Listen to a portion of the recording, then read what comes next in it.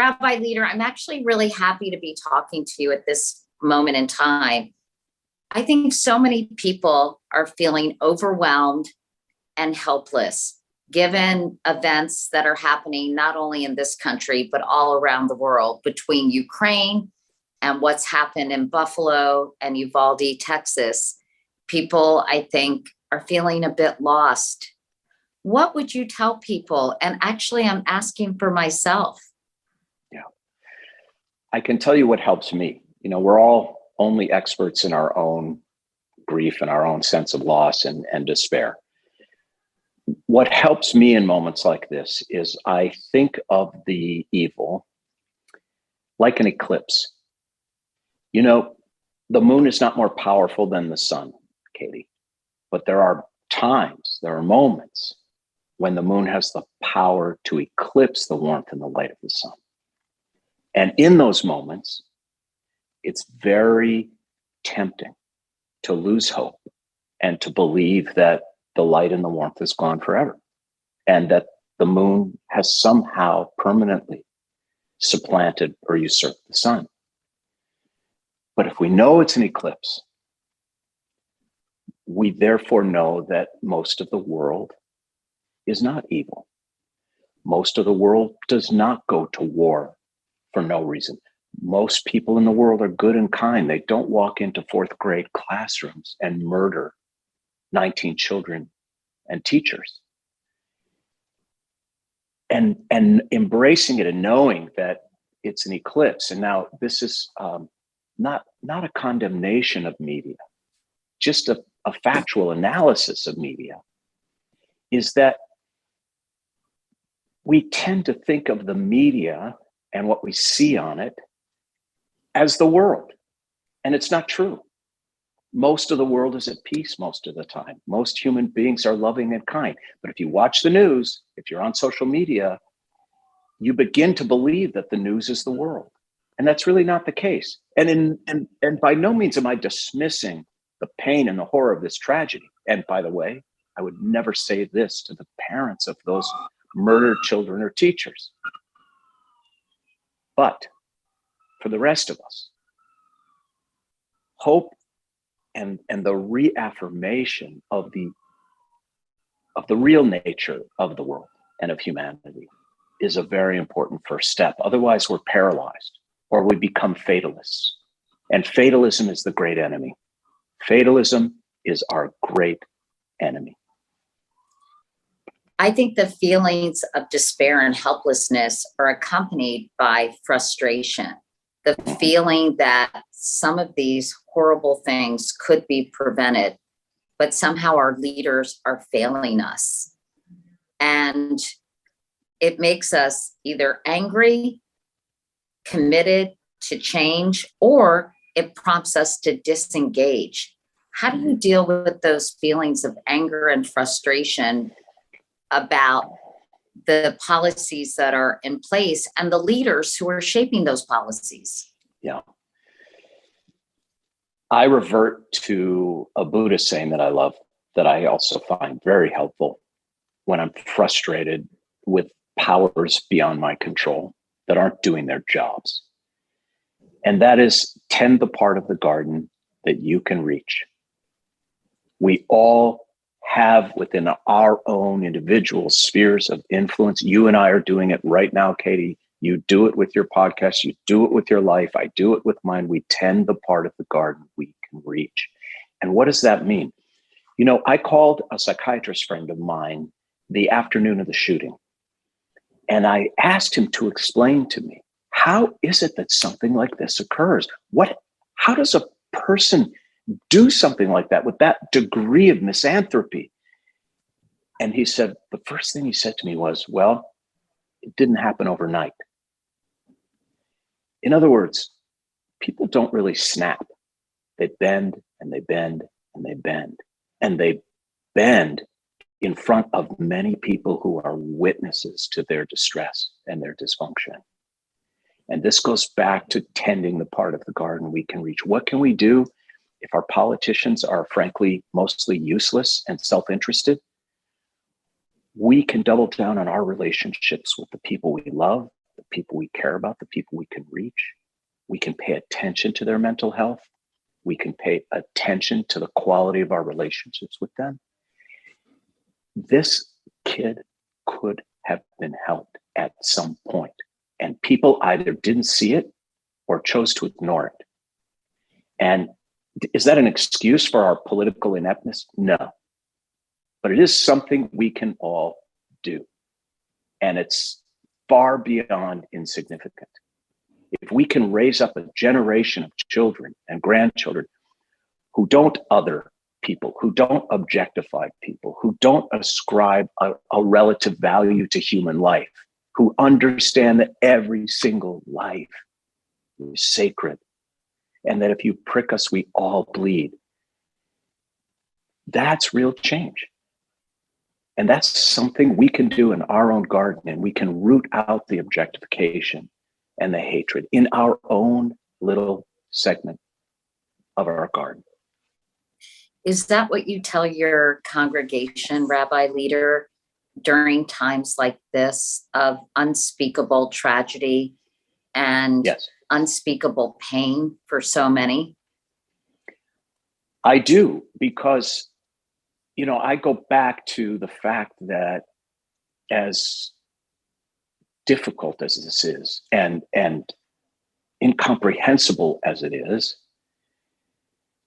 our ancestors lived through plagues, murder, mugging, disease, starvation, all of it, far more frequently than we. And they came up, now I'm referring to a very specific part of my tradition, they came up with a guideline to how to live through a time like that. People 2,000 years ago had no reason not to expect that they would die from violence or plague. And what is the guidance? Number one, to really invest in the quality of our relationships, to really be in community and in relationship with other people. The second, to tend to our inner spiritual lives. And thirdly, to help others. You never become poorer by giving. You reach out to help others. And it puts your own problems in perspective and gives you a sense of purpose. Now, does this change what happens? No, but it changes the way we walk through what happens. And Katie, you've been through very, very difficult things in your life. And I would guess, without even knowing, that it was the quality of your relationships, your friendships in your family, that it was your inner spiritual life and orientation to the world and your place in it, and reaching out to offer something to others that enabled you to walk through that valley of shadows. And that is not insignificant. That's real. And it's powerful. Rabbi, if you had to counsel the parents of these fourth graders or the families of the people in Buffalo who are simply at the grocery store, or the families of those two teachers, what would you say to them? Well, there's a trajectory to that kind of counseling and support, Katie. What I would say to them, what I would have said to them last week is different than what I would say to them next week and a month later and a year later. So let's back up. Initially, I would say little, very little. I would listen a lot, and I would simply physically be present. I would just show up. It's really all you can do, because there are no words. There are no words for this. The most difficult thing I ever have to do as a rabbi is help parents bury a child.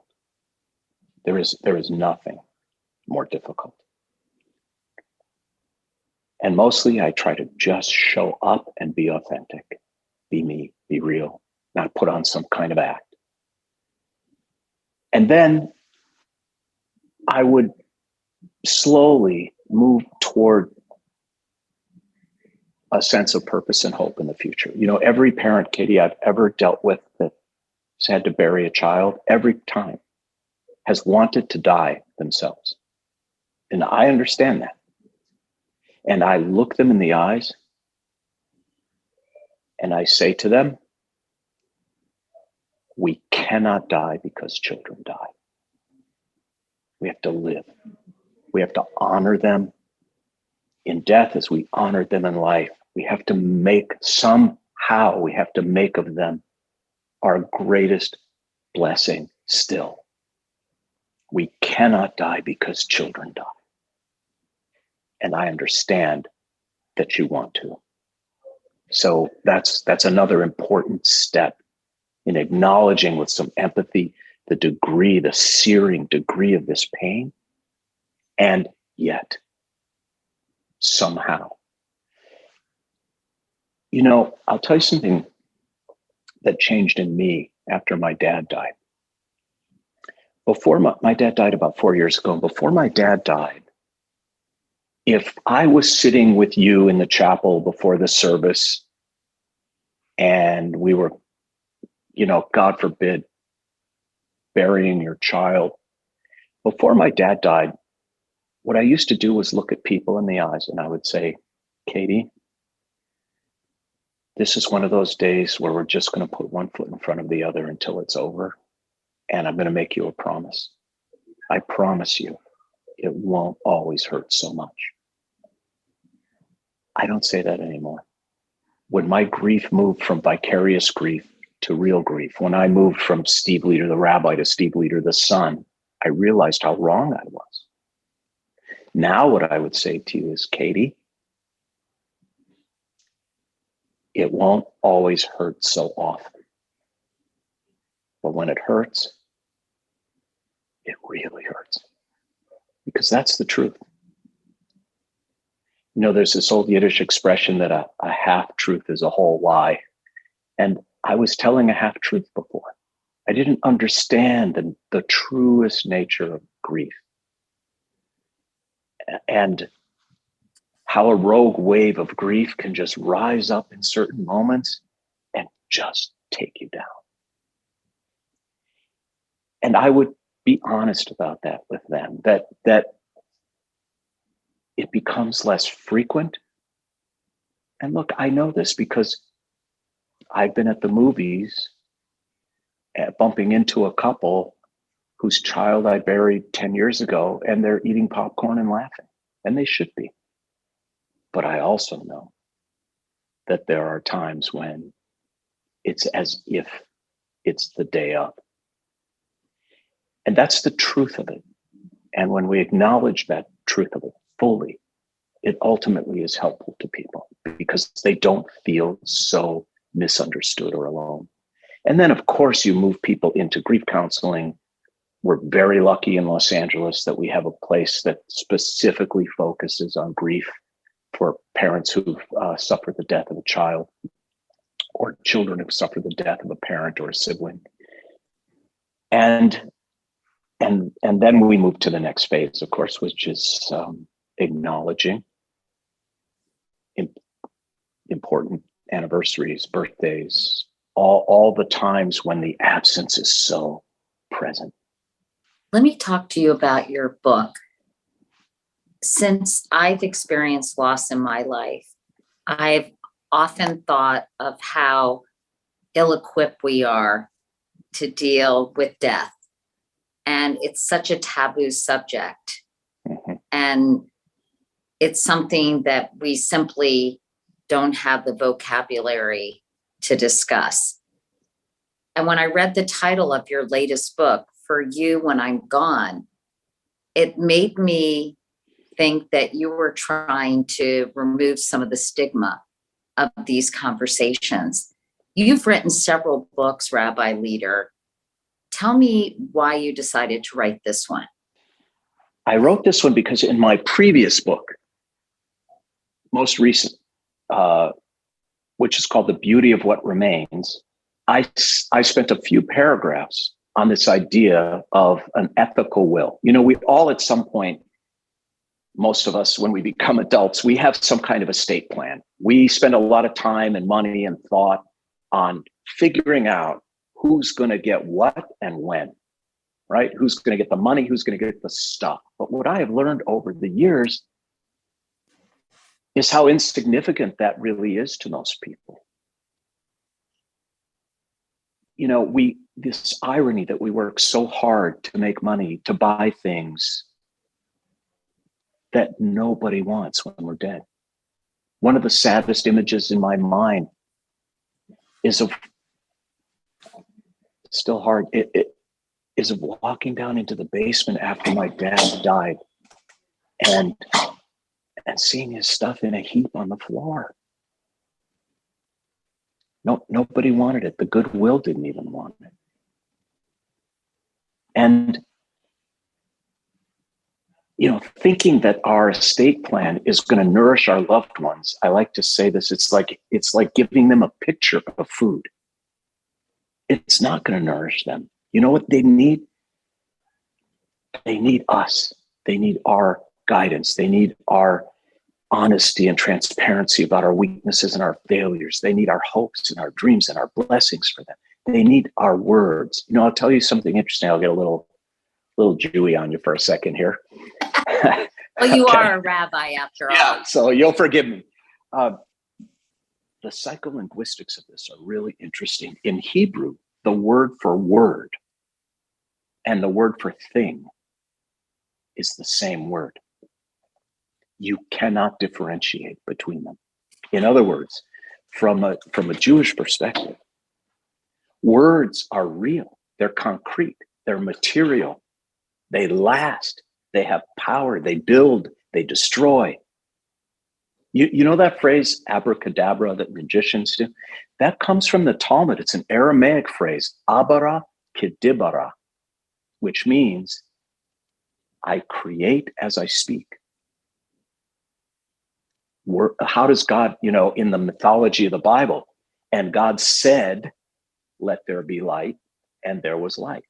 And God said, and God said. In other words, it's the power of language to create, sustain, destroy. So that's what our loved ones are going to need.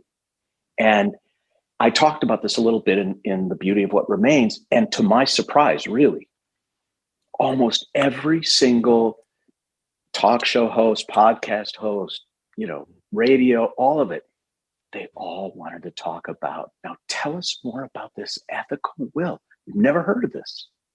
And that's when it hit me that this is something that could really, really help people.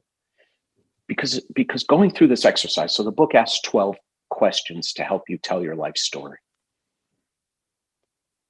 And going through that exercise, answering questions like, what is your biggest regret? What is love? Have you ever had to end a toxic relationship? What brings you joy? What do you want your epitaph to be? What do you want on your headstone? What would your final blessing be if you could speak to your loved ones at your own funeral? What would you tell them? Doing that does two things. First, it leaves this beautiful, honest guidance and legacy for your loved ones. But if you seriously wrestle with these questions, it is going to enable you to hold that MRI up of your life to the light and inspire you, force you maybe, to ask yourself, am I actually living this truth? Are my professed values, the things I say I believe in, the things I want my loved ones to remember about me, actually how I'm living? You know, there's a great reevaluation going on post-pandemic in America right now. So the other idea behind this book was that this is it.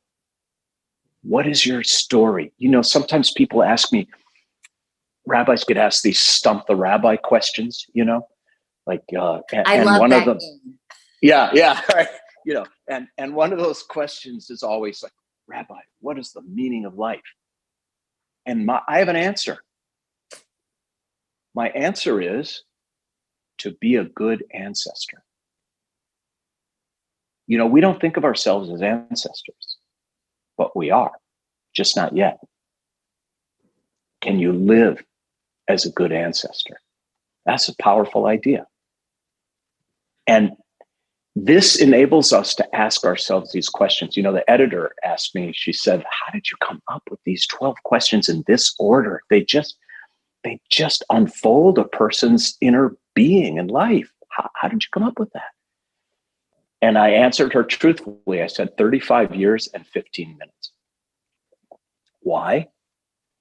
Because for 35 years, Katie, I've been gathering families together to talk about their loved one who has died and ask them questions and encourage them to speak with honesty so that I could get my arms around the truth of this person's life in order to write the eulogy and in order to help them begin to process this grief and this loss. You know, an obituary tells you the facts of a person's life, but they're mostly irrelevant. You know, the fact that I went to Aquila Elementary School in St. Louis Park, Minnesota, it doesn't tell you anything about me.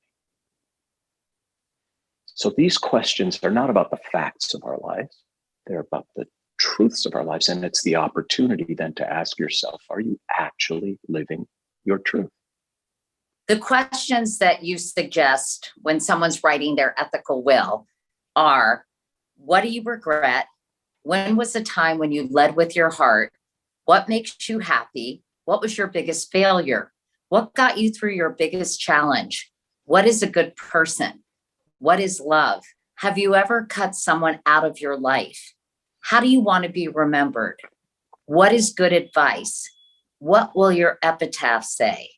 What will your final blessing be?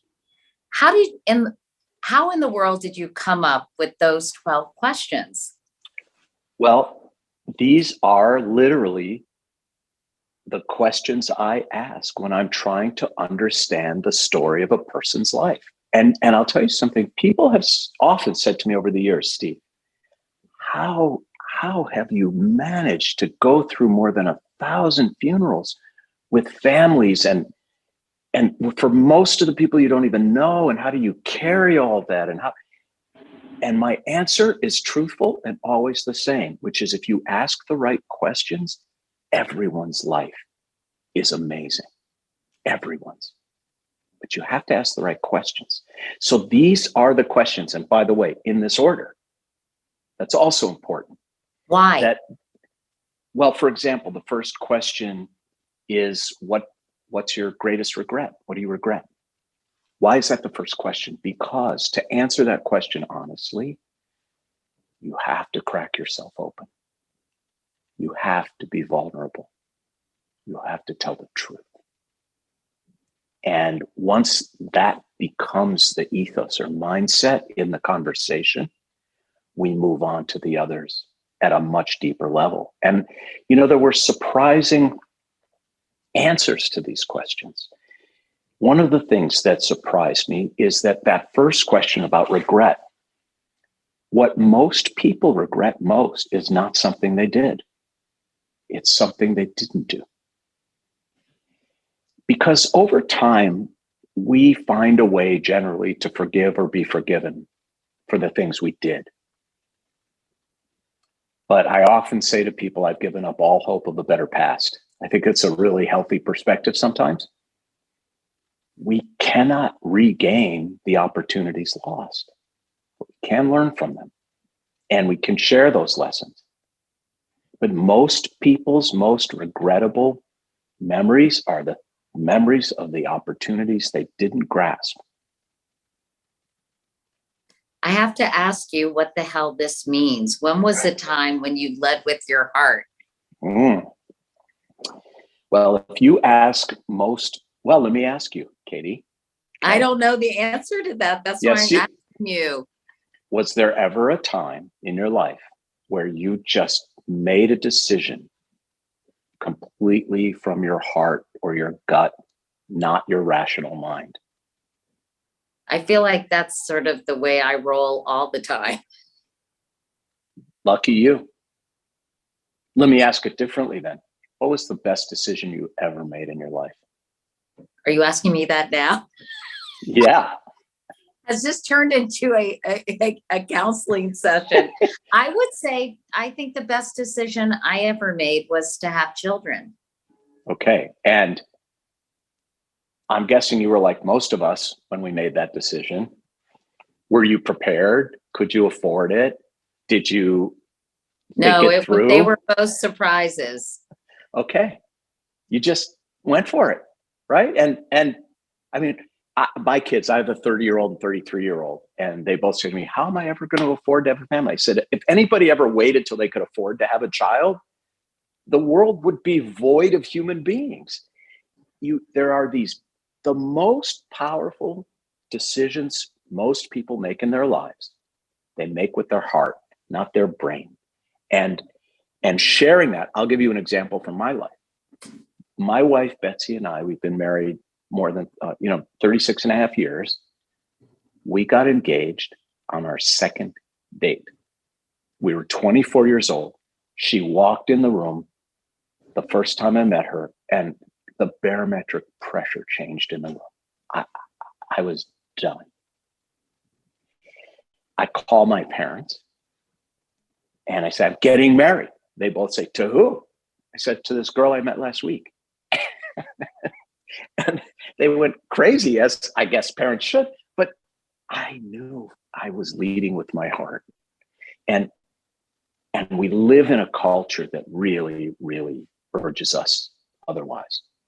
Rabbi Rabbi Leder, are you sure you were leading with your heart? Yeah, I'm sure. Yes, by the way, to answer your question that you're only sort of asking, hadn't slept together before we got engaged. No, had not. But the thing is, I mean, I hope you wouldn't give people that advice, because for every happily married Mr. and Mrs. Leder, or Rabbi and Mrs. Leder, there are people who were impulsive and should never have gotten married and made a terrible decision, but also led with their heart. Not all of the answers are positive to that question, but they're all instructive. That's the point. Is there an example of leading with your heart led to bad consequences? Oh, yeah. Divorce, disease. I like to smoke. I like ice cream, whatever it is. There are many times when our intuition is bad. But the point is that they are all generally life-defining decisions. And it's the kind of thing most parents never talk about with their children. I wonder about this question. Have you ever cut someone out of your life? Why is that important or significant, Rabbi Leder? Because the other ones sound instructive, but I'm curious why you included that. Because most people at some point in their life, they have to wrestle with their own self-worth and dignity in the context of a relationship. And here again, I have to go back to my previous book. I had a little 5-sentence paragraph in my previous book that I felt would help a handful of people. And here's what it was about. It was about the kind of calls I get that go like this. Steve, I haven't talked to my mother in 10 years. I text her on her birthday. We've never had a good relationship. She's always made me feel terrible about myself. Always disappointed me. She's narcissistic, withholding, cold. But she was just diagnosed with pancreatic cancer. She's got 3 to 6 months. And I'm afraid I'm going to feel guilty. I'm going to feel terrible if I don't repair my relationship with her. To which I answer, I doubt that's going to be the case. You're probably going to be relieved when she dies. And then they look at me, Katie, with this look like, oh, how does he know? Am I a bad person? Isn't that wrong? Well, it's neither right nor wrong. It just is. And too many people put up with too much toxicity in their relationships because they think they're a bad person if they end the relationship. And of course, the art is in knowing the difference of what can be repaired and what can never be repaired. But it's very liberating to cut out something that is cancerous in your life. And sometimes the something is a someone. And emboldening our loved ones to do that out of their own self-respect and dignity is very important, very powerful. Is an ethical will meant to be shared while you're living, or is it meant to be opened after you die? Well, a couple days ago, I had one of those journalist questions that goes, I don't know if you've ever asked it in your career, but that goes something like this. Okay, if you had to summarize the book in 2 words, what would it be? And I knew immediately. I said the 2 words would be, don't wait. You know, Katie, my dad had Alzheimer's for 10 years.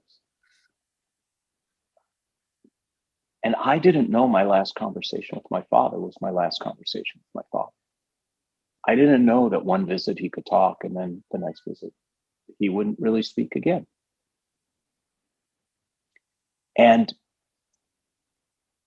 we ought not to wait to tell our story for other people we love to get some comfort and guidance from our life experience. And again, as per the double importance of this book, that it's for our loved ones, but it's also for us to examine our own lives. We shouldn't wait to ask ourselves if we're aligned with what we say we believe our lives should be about. Are we living the truth? And if not, what are we going to do about it? Don't wait. So I've shared mine. I've published it. I've shared it with my kids. It's bound with our estate plan. It's a part of the story. And it is, I believe, the most important treasure we can bequeath to the people we love. Did writing your ethical will make you change the way you were living? Yeah, I'll give you a small example, but it has a broader meaning. So in my ethical will, which is published in this book, I mentioned to my kids that I used to love to dance. I really love to dance. I played drums in a rock and roll band in high school and college. I love music. I loved to dance. I was that guy. But then as I became a more public figure, I stopped dancing at weddings and parties. And I just stopped because I had this feeling like I was a spectacle and I didn't want to be a spectacle. Oh, look at the rabbi, you know? So I stopped dancing. And I regret that. And it was a bad example for my kids. So I say in the will that this is an example of suppressing what your soul longs for because you're concerned about what other people will think of you. And we ought never suppress what our soul longs for because someone else might be watching. And so I have started dancing again.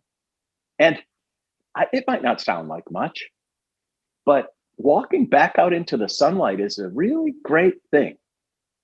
Really great. And I chose, for whatever reason, to articulate it in the form of not dancing any longer because I was worried about what people would think of Steve Leder. I don't care now. And it really sort of woke me up. I don't care what people think. As long as I am obviously being a good, kind, humane human being, I don't care what they think of me dancing. And I used to. And when you wrote What is a Good Person, did you feel that you were living up to those values? Personally? Yeah.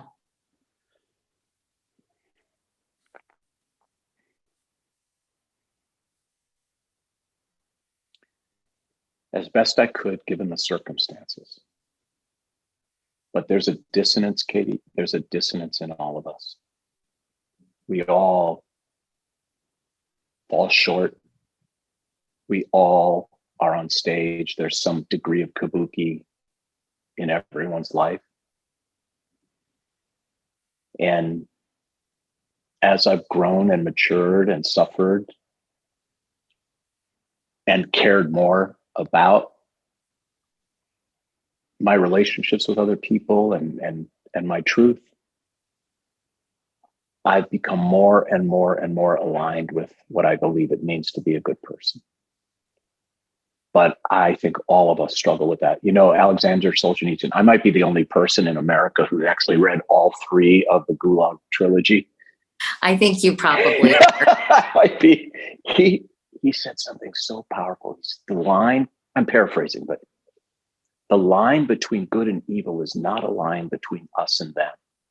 It's a line that runs down the middle of every single one of us. And we have to choose. That's this dichotomous tension that drives all of us. And we have to choose multiple times a day which side of that line we're going to be on. And I am winning the battle more and more. And I'm proud of that. And I've given up all hope of a better past. Do you think that publishing some of the ethical wills people write in response to this book might be instructive to others? I noticed that you wrote what people regret in this book and what they tell you at the end of their lives. And I'm wondering if this might be a follow-up. I hope, and by the way, you've written books, you know, you never out earn the advance. So what I'm about to say has nothing to do with money, really. I really hope we start a movement of people writing ethical wills in this country. I hope that COVID has exposed our vulnerability enough to pierce some of the denial of death and encourage us all to tell our story. And yes, I think people will benefit from it. You know, I've been leading ethical will writing workshops all over the country for a long time, more than a decade. I spend 45 minutes getting people in the right headspace, and then I literally give them only 15 minutes to write. And everyone looks at me like, 15 minutes, my life story and my values in 15 minutes. And then I start the stopwatch. It is amazing what pours out of people once they're in the right headspace, what pours out of them in these letters to their loved ones. And then I ask for volunteers to come up and read their wills. And it is unbelievably moving. Everybody's crying and weeping because it's so beautiful. So yes, I think a collection of modern day ethical wills is really, really going to be important. I hope we start this as a kind of movement. That it's a great idea. And maybe we'll see how much we have in common as well. That's right. In a the interest. And I was just going to say, in a world where we're so deeply divided, maybe an ethical will and sharing all these very deep feelings and being vulnerable will make people understand we're not that different after all. The common denominators of the human experience are vast and very real. And that's one of the beautiful things about it. You know, we really, this is how we began our conversation today. If you prick us, we all bleed. We all are on the wrong side of that line that runs down the middle of each one of us. We're all imperfect. We're all glorious. We can all lead with our heart. We can all offer, which is the last question, a blessing to our loved ones for when we're gone. We can all discover that what really makes us happy is the fruit of a very slow growing tree of sacrifice for the people we love.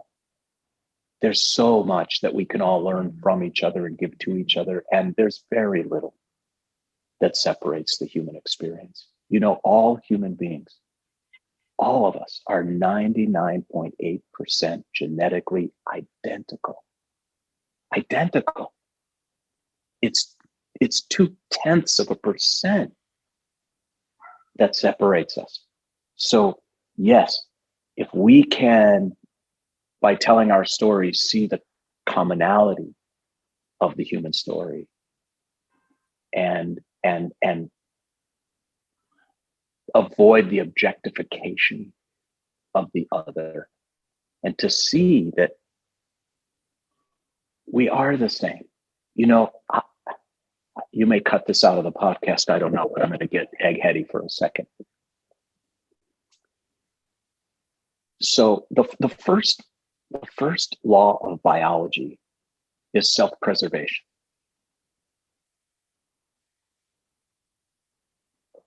And then Schopenhauer asks this question: how is it that a person willingly sacrifices his or her life for another?